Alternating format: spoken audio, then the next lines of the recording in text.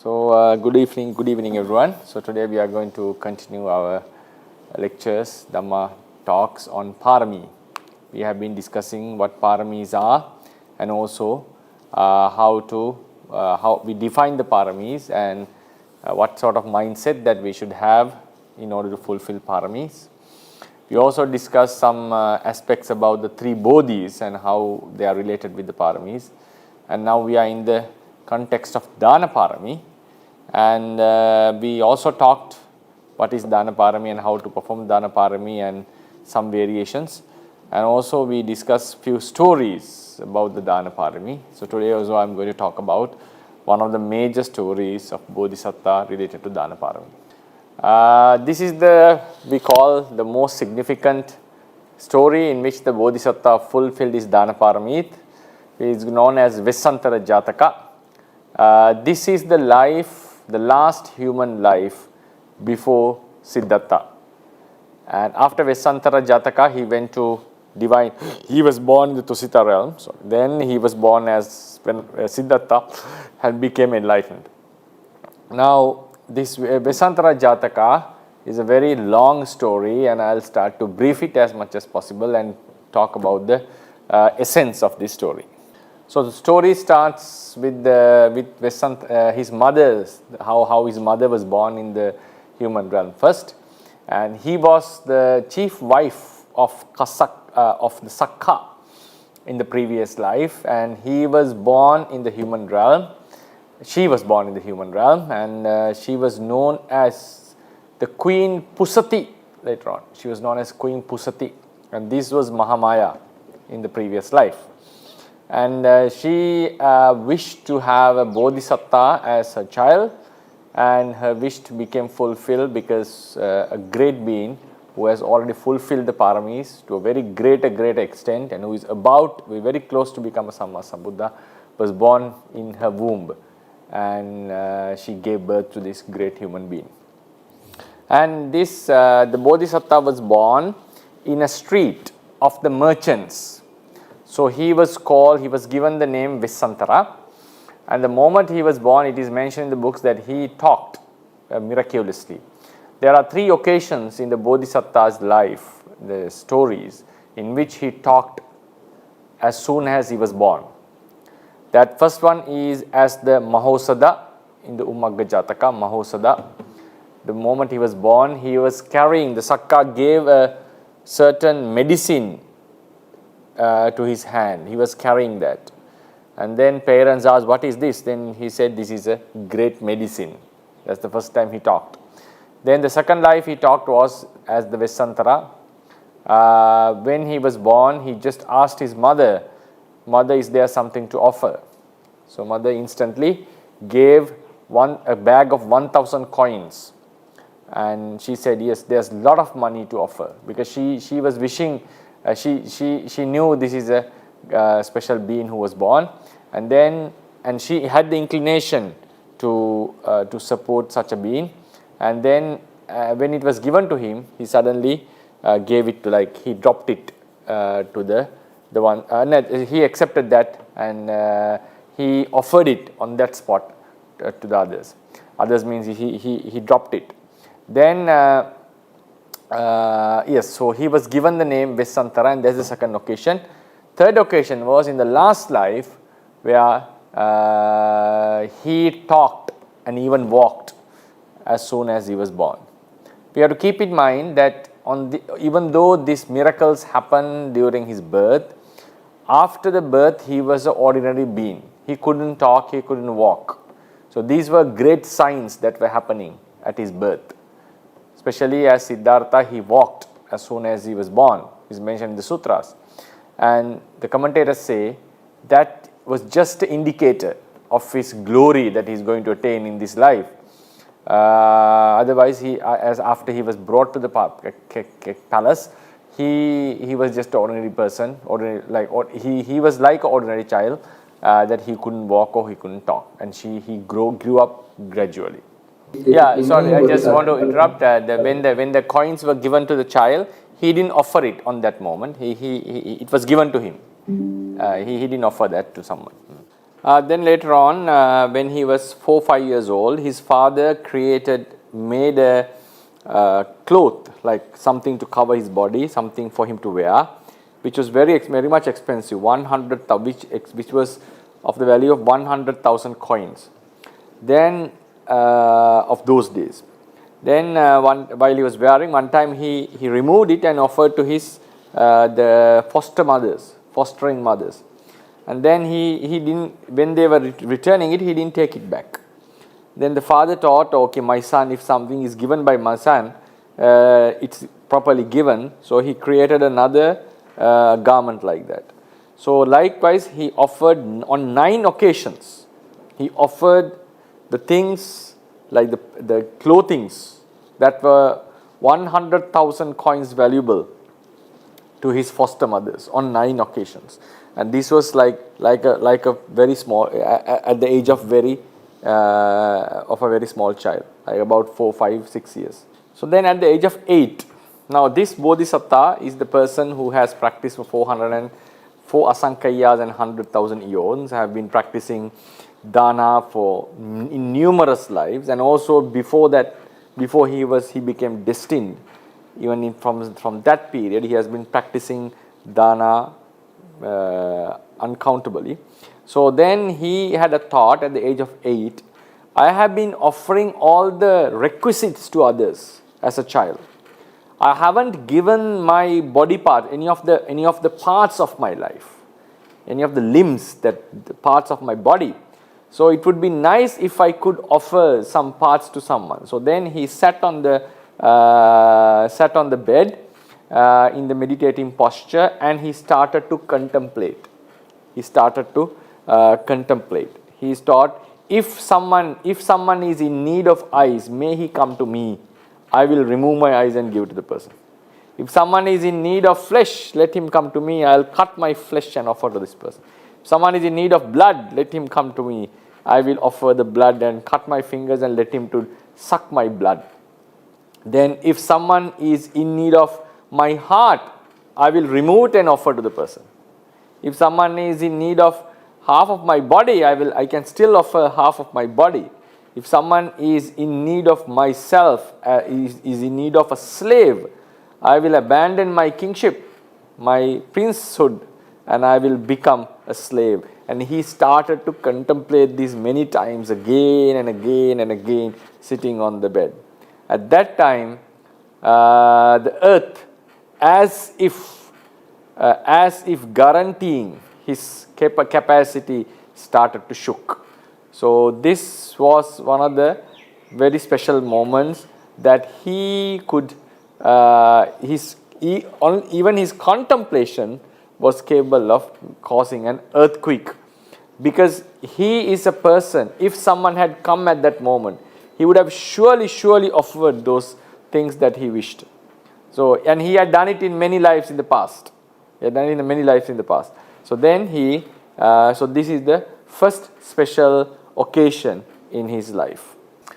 So yeah, we stopped at his first contemplation about his donations. Then at the day he was born, a special elephant was brought to him. According to the literature, there are some elephants who could fly, akasachari elephants.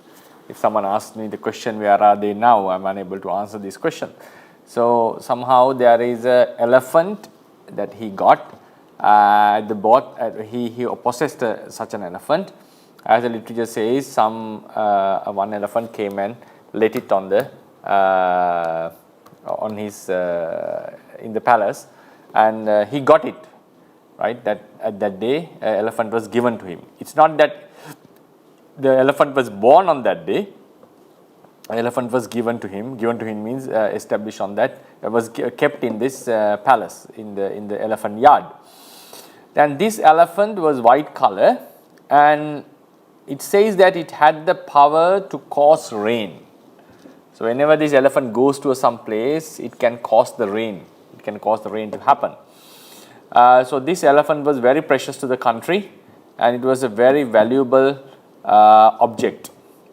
Vesantara, it was Vesantara's private property actually, but it was so valuable that even people thought, consider it as a property of the royal family, so it should be, they considered it as a public property. That's how it seems like when you read the story. So one day, so this elephant was Vesantara's in his possession, and at a certain time in the country of Kalinga, a very long lasting drought occurred. Drought means there was no rain. And then when they were finding out proper means to cause rain, some instructed the king, said that there is a special elephant in the city of Vesantara, in the King Vesantara's city. So you better go to him and ask for this, because he is very renowned for donating for the ones who are asking, because he had been donating so much wealth and requisites to poor. He established 6 dhanasalas, 4 in the 4 directions of the city, in the 4 gates, at the 4 gates, and 1 in the center of the city, and 1 in front of the king's palace. So these were the 6 places where the dhanasalas were established, and in every dhanasala 100,000 coins were spent for donating. So the royal family was immensely wealthy. So but still they gave this money and supported the poor people. So the kings of Kalinga instructed some Brahmins and told them to go to Vesantara and ask for this white elephant, so they could end the drought in their kingdom. And by that time, his father gave the kingship to him. At the age of 16, he talked with his mother, the Pusati Devi. The king talked with the mother and arranged a good marriage to Vesantara, and they bought a very beautiful, well-behaved princess named Maddi. Maddi was given to him, and they married. And later on, she gave birth to 2 children, a son and a daughter. Son was called Jalia, and the daughter was called Kanhajina, because she was accepted. Jalia was when he was born. They accepted him into a golden net. Kanhajina she was accepted into a skin of a black leopard. So they were given those names, and so they were living a very happy, full life and full of donations. And one day, these Brahmins approached the king and asked for the elephant. Then one day he was going on the elephant's back to one of his dhanasalas, offering places. People came, these Brahmins came and requested for the white elephant. So from the moment they asked for it, he was very delighted and he just wanted to offer it. And he didn't offer the elephant just plainly. He decorated the elephant very much, and also together with the families who were taking care of the elephant, with entire decorations, he offered the elephant to the Brahmins. And even the earth shook at that moment. Then what happened was, there was a conflict between the people and the intention of the Bodhisattva. The commentaries say that it was due to the influence of the deities. Deities influenced the people and caused anger, and then the entire society became angry with Vesantara. Personally, my feeling is that you can see a reason for that. That is my opinion, but according to the commentaries, it was caused by the deities. As I see it now, this was a personal property of Vesantara, because the elephant was bought on that day, and it was for him. But the people thought, maybe the people would have thought, that this is a royal property and the royal family is being supported and it's the head of the state, And the things that, such things that are very valuable to the entire country, because it's sort of a thing that can cause rain to the country.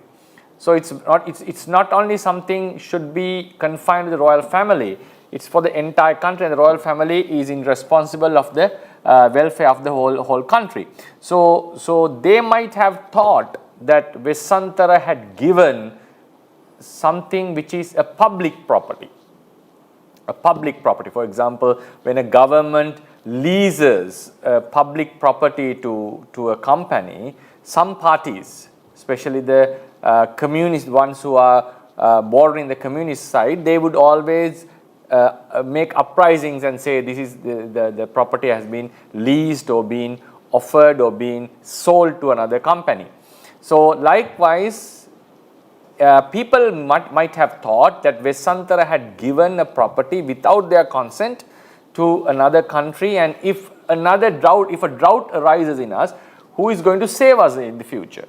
So there was a huge uprising in the country against Vesantara's donation. But from the Vesantara's point of view, he hasn't given anything, he hasn't done any fault, because it was his personal property. It was his elephant. So he had he is entitled with the right to offer it to anyone whom he wishes. So from his point of view, he has done a dana, he has donated a valuable thing. Yes, it's true that it's valuable it's beneficial for the entire country, but still it's his own property. So therefore, the people gathered in front of the palace, and the former king, Vesantara's father, was still alive, and they rebelled and said, you have to send your child, he has sold a very important thing in our country. And actually their request was, maybe this was the influence of the Devas, because their request was to kill Vesantara. Or maybe the Devas caused the rebellion and people went to the extreme of killing, asking to kill. So it was an extreme request that the people were making to kill Vesantara for the deed that he has done. Yeah. So their question was, he could have given anything, food or any other requisite, but why did he offer this elephant? Why did he offer this elephant? So actually they were requesting to punish him.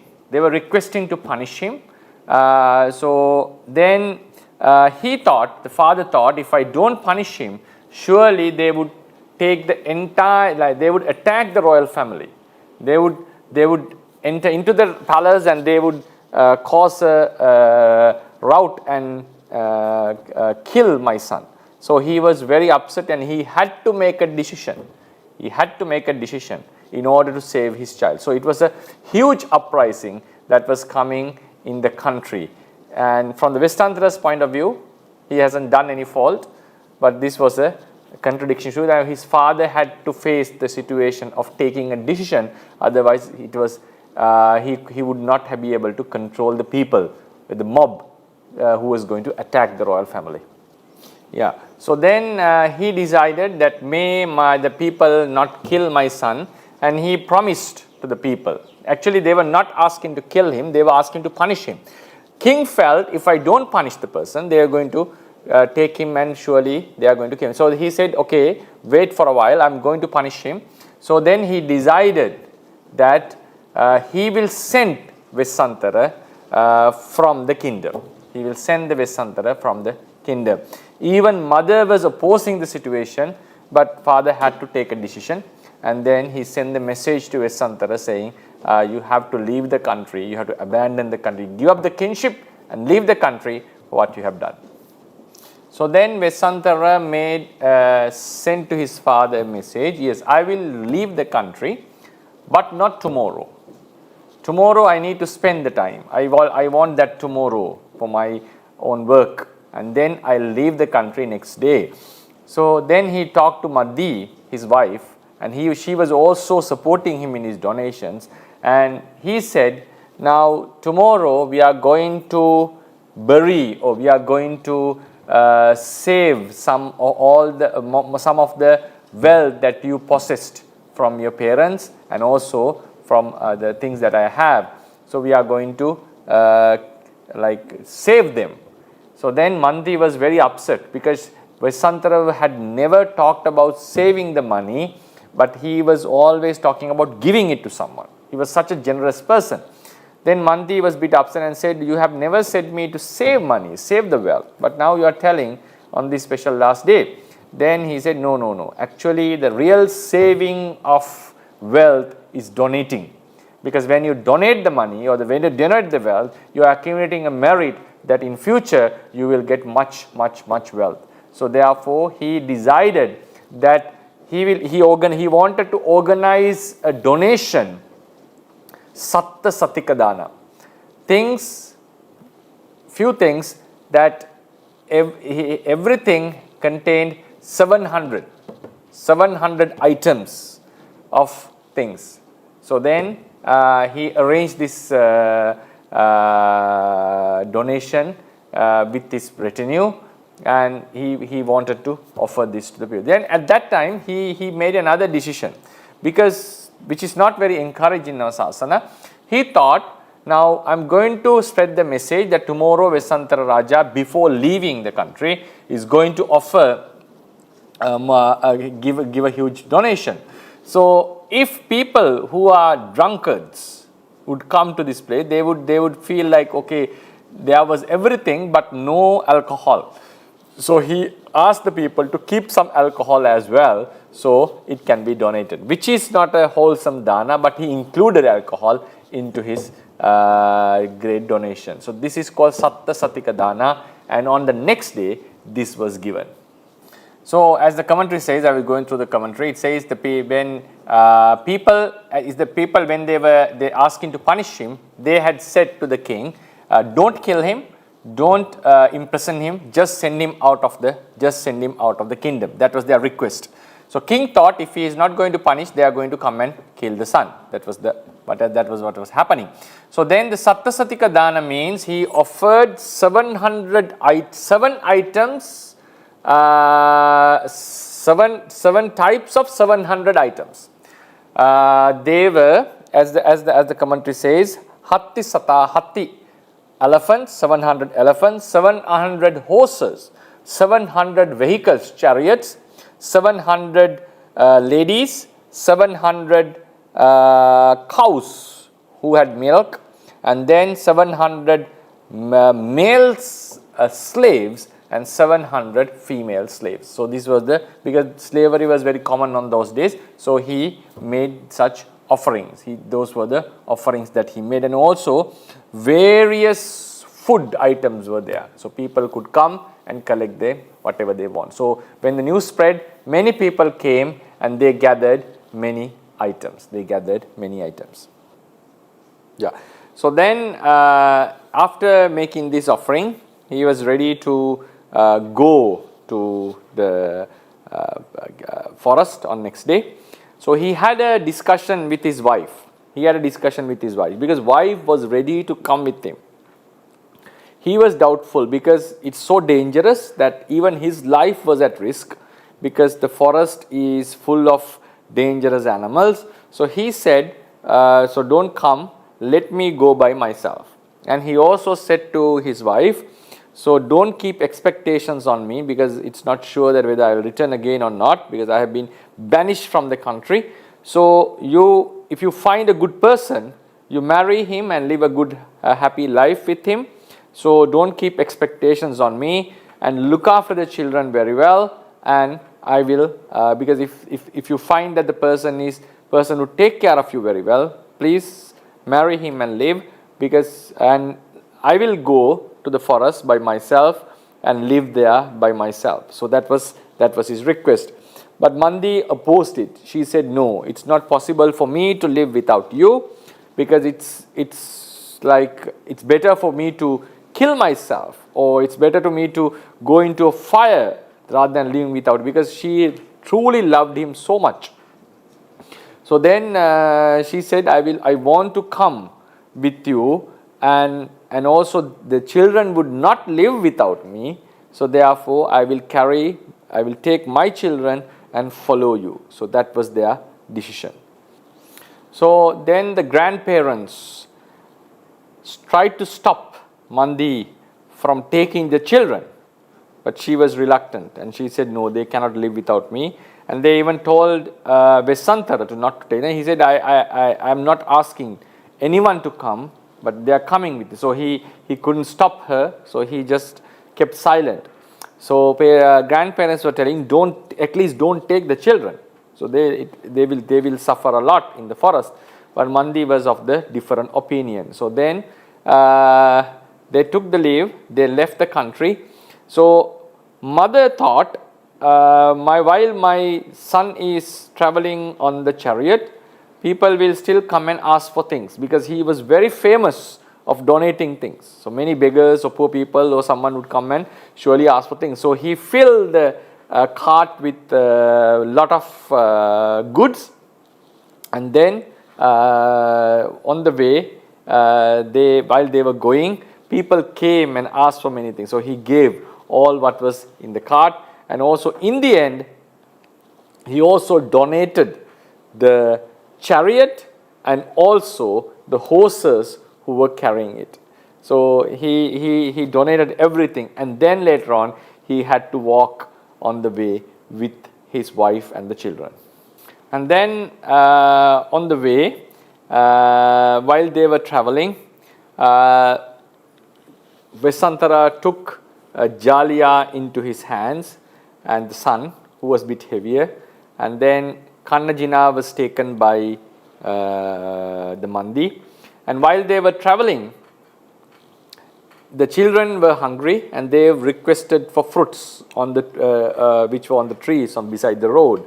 And it's mentioned in the book, because of this great human being who has sacrificed many things in his samsara with the intention of becoming a Samma Sambuddha in future, due to his parami, even the trees bent towards him.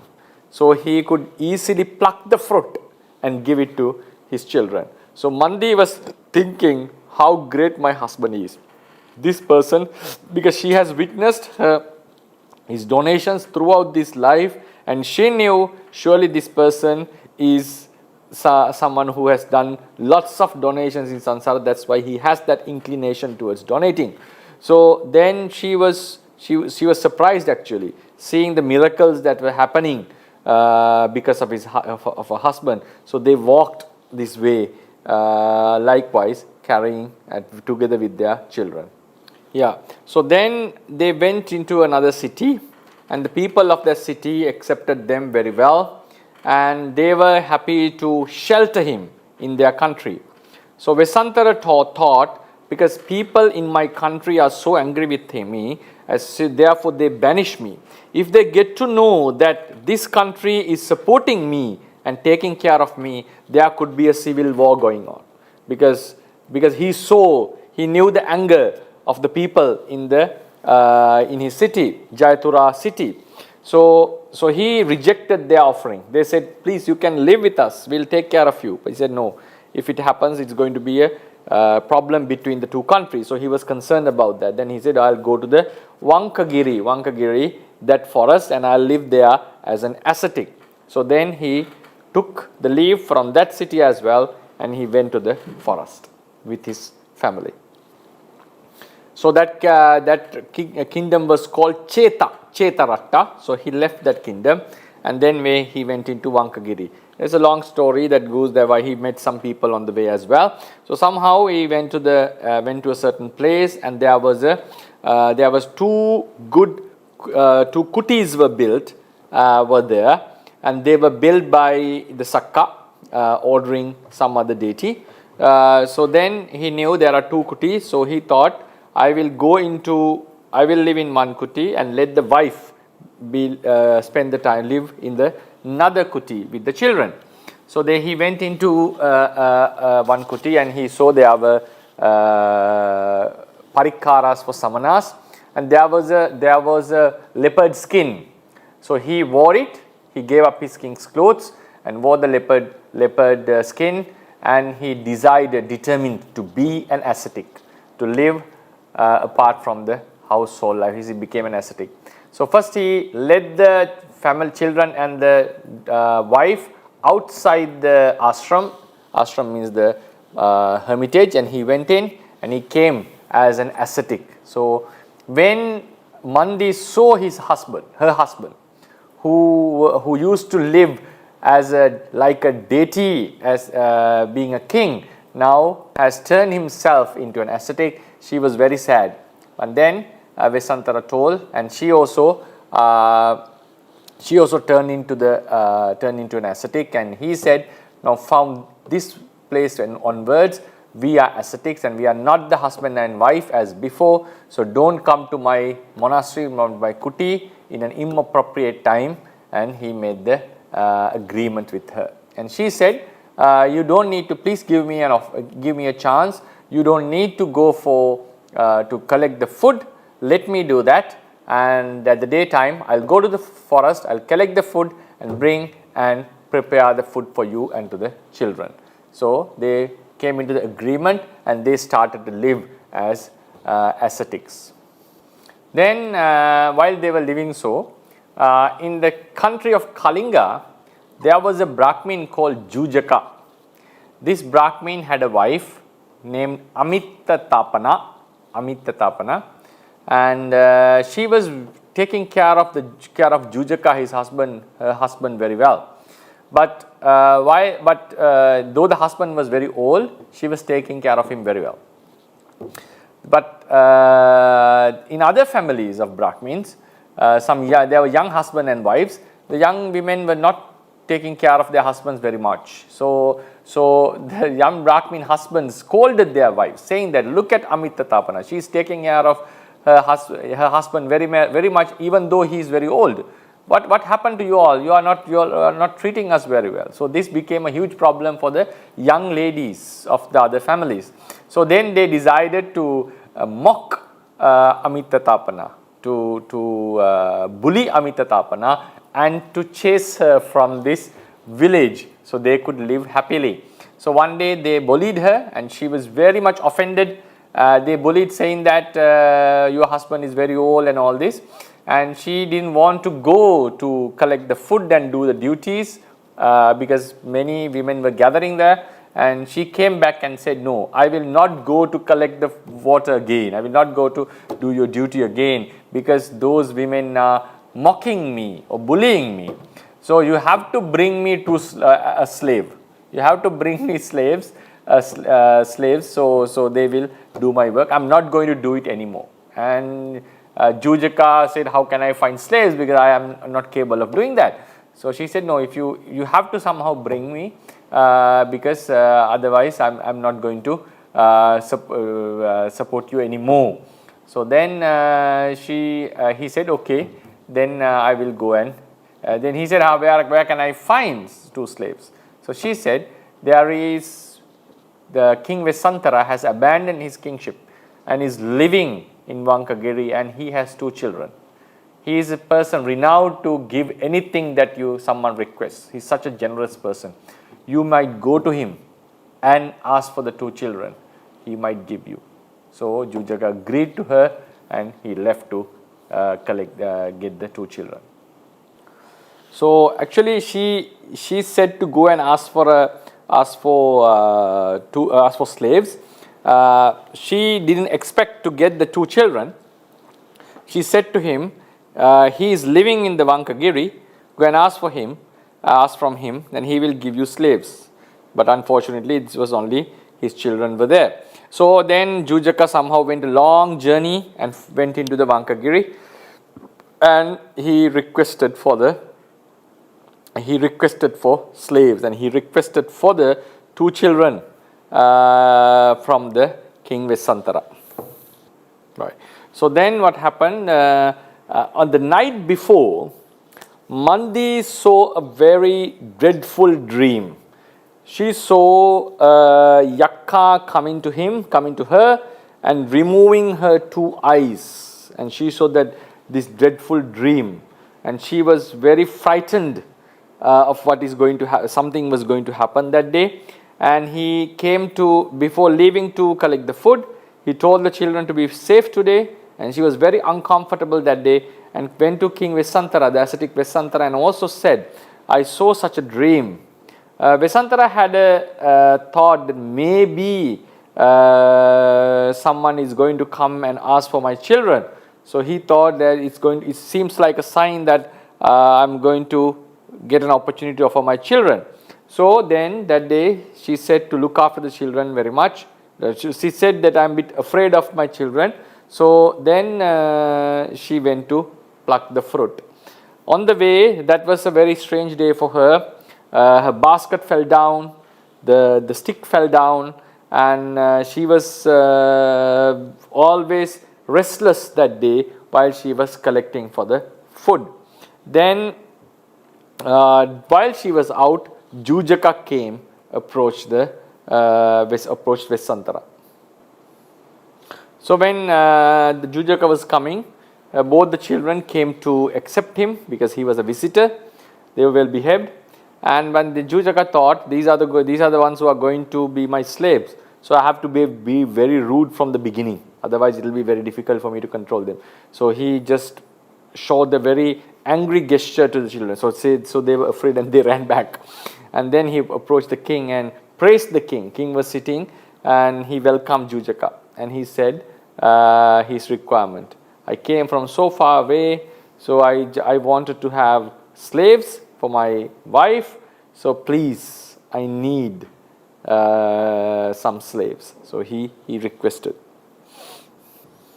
So he requested for the children. He said, give me your children.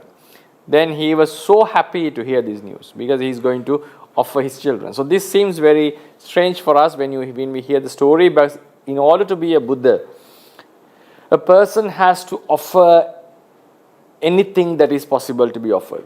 Even the parts of the body, even his entire life. And according to those days' customs, the husband was the owner of the wife, and also the father is the owner of the children.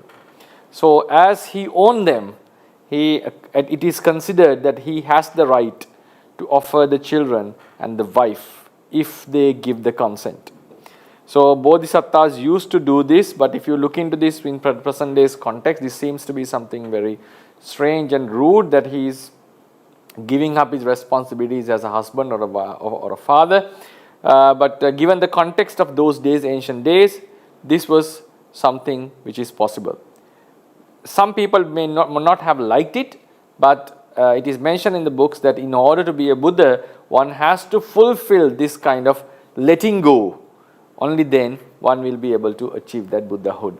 So then he said, okay, I will. He was very happy about his request, and he said, yes, I will offer you, but stay tonight because the mother is going to come. I have to tell her also. And so then after she came, you can have meal here, and next day you can live with my children. So that was the reply Vesantara gave. He was very much happy to offer the children to Jujaka. So then Jujaka said, if you don't want to give me, just directly tell me that you don't give me. Don't do any tricks, because it's sure if the mother comes, she will never let the children to be offered. So if you give them to me, give them now before the mother comes. And this was too much of asking, but Vesantara felt okay. What he says also makes sense, and he has given the word that he is going to offer the children. Then he wanted to offer them on that moment. So then we searched for them. Children had gone. They knew, they overheard the discussion, and they knew the father is going to offer them. And they went and they discussed, okay, may each other that not to tell the whereabouts of the other. They went and hid in the pond, and they hid themselves in the water. And Vesantara came, saw their footprints, and came. Then he found that they have hid themselves. Then he said, Jaliya, please come. So it is mentioned that this Jaliya was Rahula. So that was the Bodhisattva's character, that when he said him to come, he was so obedient and he was so respectful to the Bodhisattva, that he would never delay and let him call him twice. He would never delay that so the father would call him twice, that he considered it as a disrespect for the father. So he came. Then he asked, where's your sister? Then he said, while we are saving for our lives, we are not going to we are not going to say each other, right? Because we hid ourselves. So then he said, okay, Ke Kannajina, he called for her as well. She also came to him. So then he said then there was a discussion going between the three of them. Kannajina was Uppalavanna, and Jariya said, when there is a danger, we protect ourselves only. So that's why Vesantara understood maybe they have had a agreement not to tell the whereabouts of each other. So then he called, she came, and they had a discussion. He said, my dear sons, the Brahmin is requesting for you all, both of you, and I am wishing to be a Buddha one day. I want to liberate myself and also to liberate all of you from this round of rebirths. So this was a very emotional conversation between both of them, but Bodhisattva's idea was, he felt that this samsara, because he knew there's a rebirth and the samsara is going on, and no one has found a way out of this cycle of rebirths, because it's been continuously happening, and he found that every birth ends with death, decay, death, and also with sickness. And this is happening, repeatedly happening. And this is the round of cycle, there's a cycle of suffering. And there has to be a way out from this. And Bodhisattva himself doesn't know the exact way. It's only been explained by a Buddha, Sambuddha to the world. So, but he had a vision, he had a determination and a belief that if I am able to reach the culmination of wisdom, if I am able to develop my wisdom to the highest level one day, and if I reach the omniscience, I will be able to, because reaching omniscience means knowing everything. So if I am able to know everything, I'll surely be able to know the way out of this samsara.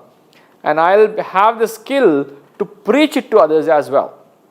So he was like in a life that he knew that he's not going to do it in this life as well. He knew it's not the life to do this. So he's still fulfilling his paramis. So he thought, yes, his intention was, in order to reach that level, I have to let go all my desires, including the desire to my children and to my body as well. So I have to, only if I donate them, my mind will grow into that level that one day I'll reach the omniscience. So I'll be able to liberate beings from the samsara. So then he said, I have such a wish. So would you help me to reach this? So be a boat, so I could cross this ocean of samsara and also show the way to others to cross this ocean. So children had a strong trust on their father. They believed their father very much. They said, if you need to give us in order to be a Buddha, Sambuddha one day, yes, okay. In this life, yes, you can donate us, no problem. So we will be happily accepting that. So then they cried. Even the Bodhisattva cried, because they were two children. He loved them so much, and the children loved him so much. He was a very good father. And they were very adorable, very nice children who were very meritorious and who had a lot of merits from samsara. So Bodhisattva had the feelings, he had the emotions, he cried, but then he strengthened his mind. He went to the Jujaka, offered the children, and the earth shook.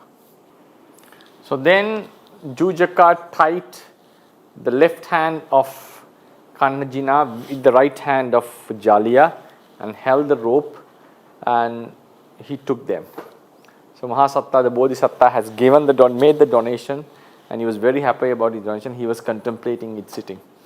So while traveling, the Jujaka smashed or hit the children, hitting them. And he wanted to show the dominance that he has, so they will always be obedient to him. On the way, somehow he tripped and fell down. So at that time the children got escaped and they ran. Jaliya came quickly to the Bodhisattva and he showed him how they have hit him, how he has hit them. And then he said, please, it seems like you have given us not to a human, he is like a demon. He has no compassion at all. So then Bodhisattva was silent because he had given it, now it's not his, they don't belong to him. That was his concept. Then Jaliya said, okay, if you offer us, please don't offer. Keep us till our mother comes. Show us to them. So we can pay respect to our mother. And also then we can say goodbye to her. So please keep us so till our mother comes. So after that, let him take us. So please keep us till our mother comes. That was his request. Bodhisattva didn't react to what Jaliya was saying.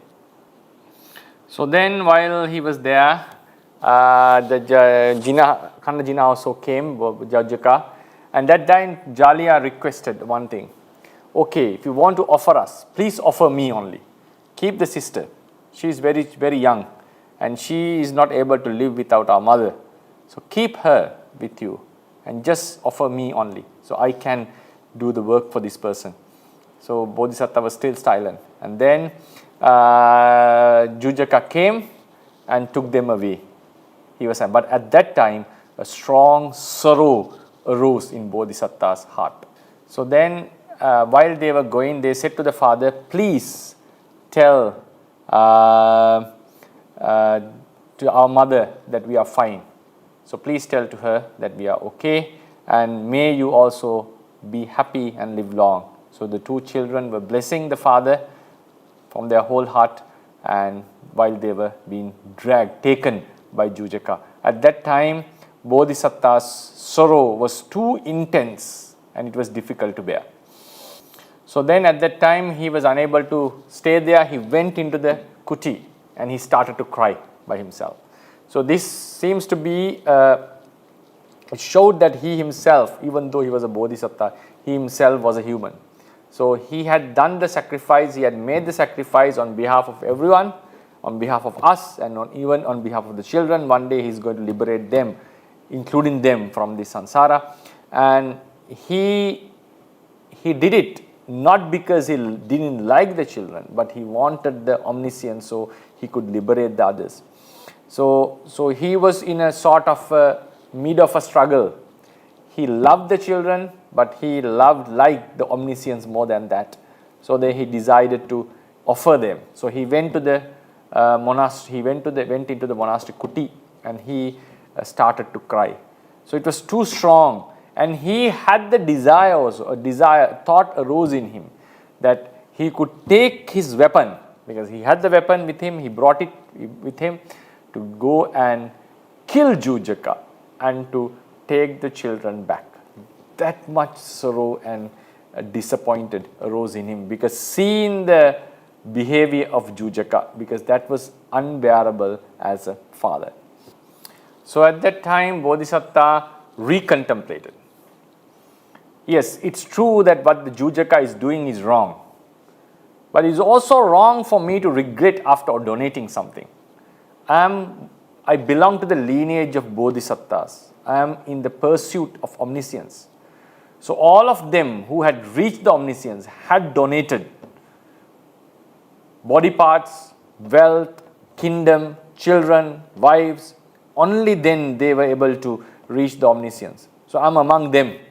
So it's not proper for a person like me to regret about the donations that I have done, especially to kill the person and get what I have offered again. So it's not something proper. He subdued his wealth and his sorrow, and he went out and sat on the rock and started to meditate again, like contemplate his dana again, like a statue, like he was sitting and meditating.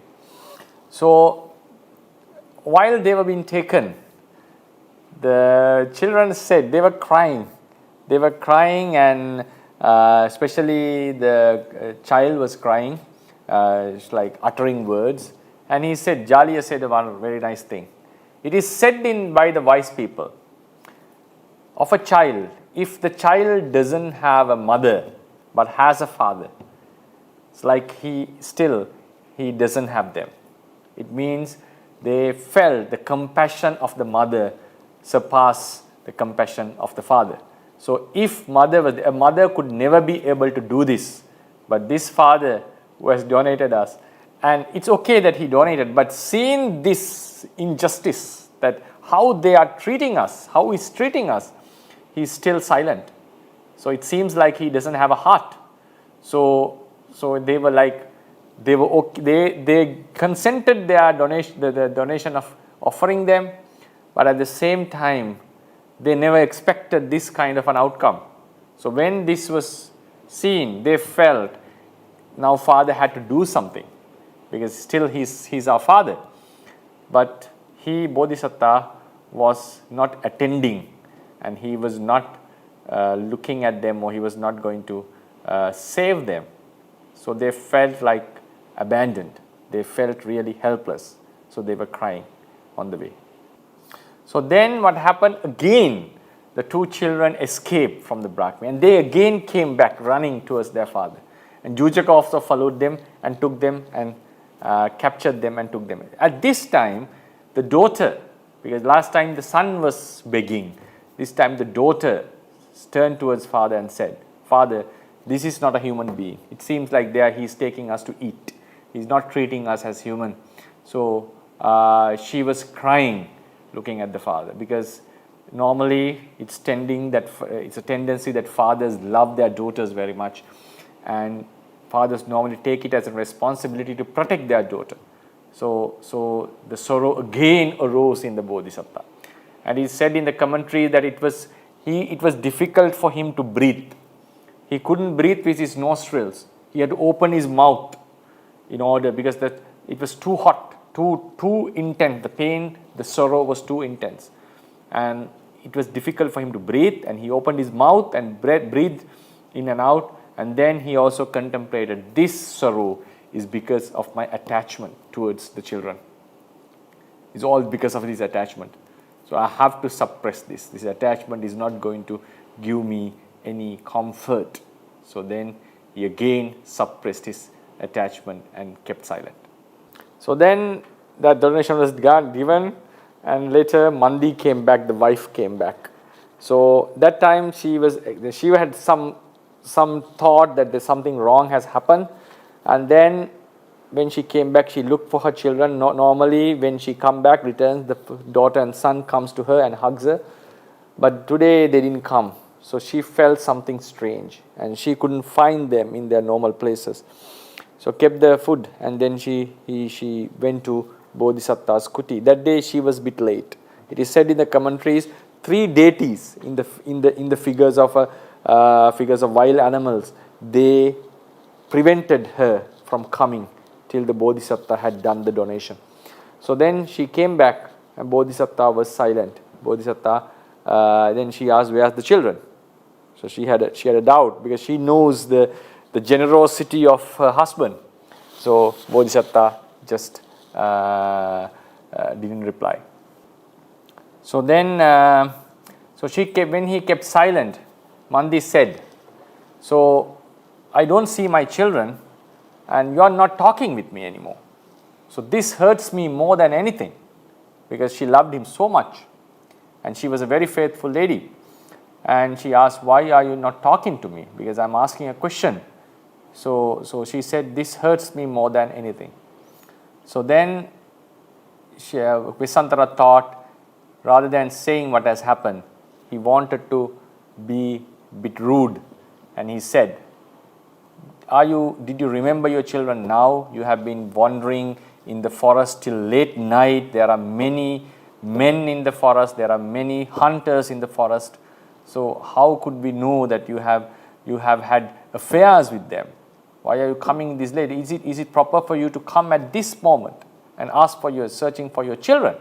That was his reply. It was so rude, and the purpose was to distract her mind, and then she had to answer. She said, no, what has happened was, today I was very restless. I couldn't find couldn't collect the food properly. Things fell down from me and I couldn't do the work as before. My mind was restless, so that's why I became late, and also some animals hindered my way to this place. So she had to tell her innocence, and that she didn't break the trust of the Bodhisattva.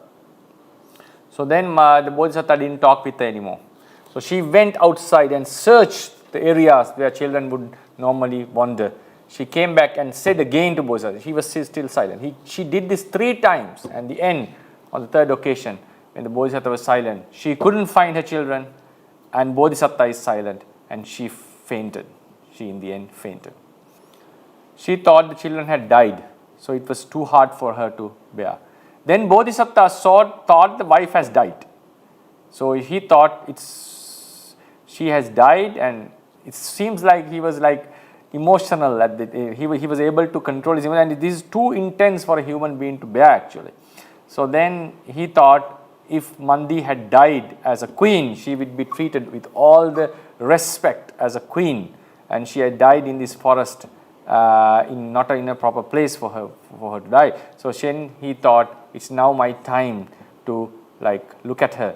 So then he determined that he hasn't touched her wife for 7 months, and he made the determination, gave up his sila, and then she touched her, took her into his hands and touched her. So he touched and felt whether the heart is working. And then he was too, because he hadn't touched the wife since 7 months, he had the mindfulness and touched her, and then knowing that her heart was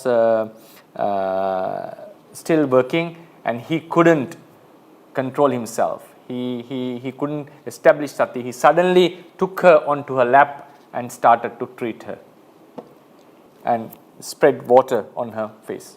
And he rubbed her chest, and so she could become conscious again. And that time he informed the actual thing what happened. So that time Mandi was able to take it, and she said, "Sadhu, sadhu, I rejoice on what the merit that you have done." Because she was a wife who was coming with him for so many lives and faced this situation many times in their lives, donating her children by this man. So she agreed on the merit that he has done. And later on, the Sakka thought, now this Bodhisattva, if someone asks for Mandi, he is going to offer her as well. So that he thought she should not be offered to some improper person. So he came in the guise of a Brahmin and asked for the wife, and Bodhisattva offered her as well. So later on, what happened? Brahmin Jujaka somehow went to the city of Vesantara by the influence of the deities, and grandfather and grandmother saw them, and because when they were being offered, Vesantara said, if someone wants to release you from the slavery, they have to offer this and this much for each of you. So grandfather gave more than what was required and took them away, saved them from the slavery. And later on, all of them came back and met the Bodhisattva and brought them back to the city and gave him the kingship. So this story illustrates something very important, because this is a very long story. I made it short as much as possible because of our time, because it shows that in order to be a Buddha, one needs to offer many things. We hear this in stories, but if you live this story by yourself, it seems how difficult it is, and how would have been the relationship between the wife and the husband, and how they would have faced the next day without the children. And Bodhisattva himself is a person who has emotions. So it's something very difficult, that donating such things, such as body parts, wife, children, are not something that can be done very easily. And it comes with a lot of pain. After becoming enlightened, the Buddha said, I offered Jaliya, Kannajina and Mandi, not because I didn't like them. I like them very much, but I like the omniscience more than that. That's why I offered them. So it shows that the path to Buddhahood is not something very easy. It's easy to tell it, but it's easy to follow it. And this is not the only life that he has done it. He mentioned that in lifetimes he has done this, donating children and wives, and also his limbs, body parts. So if something can be donated, Bodhisattva has to donate it in order to reach the omniscience. And this seems to be the culmination of Dana Parami of our Bodhisattva. So I hope you enjoyed the story, and this will also help us to understand the donations that we are making when compared to the Bodhisattva's donations are nothing. I have to say that it's nothing to be considered. So we always need to consider that we can improve our donations, and we can make more donations in order to accumulate merits to reach the Nibbana. I think we have to conclude, because I'll be having another Dhamma talk in another few minutes. So we need to conclude it today. Yeah. So we'll share this merit with our relatives and deities and conclude the session. Idang vo nyati nang hotu sukita hontu nyatayo. Idang vo nyati nang hotu sukita hontu nyatayo. Idang vo nyati nang hotu sukita hontu nyatayo. Ittavata ca amhehi sambhatang punya sampadang. Sabbe deva anumodantu, sabbe bhuta anumodantu, sabbe satta anumodantu, sabba sampatti siddhya. Akasattha ca bhummatta deva naga mahiddhika punyantang anumoditva. Chiran rakkantu sambuddha sasanang, chiran rakkantu sambuddha desanang, chiran rakkantu sambuddha savakan, chiran rakkantu tvam sada. Idamme punyang asavakkaya vahang hotu, idamme punyang nibbanassa paccayo hotu. Mama punya bhagang sabba sattanang bhajemi, te sabbe me samang punya bhagang labantu. Sadhu sadhu sadhu. Buddha sasanang chirantittatu, Buddha sasanang chirantittatu, Buddha sasanang chirantittatu. Sadhu sadhu sadhu.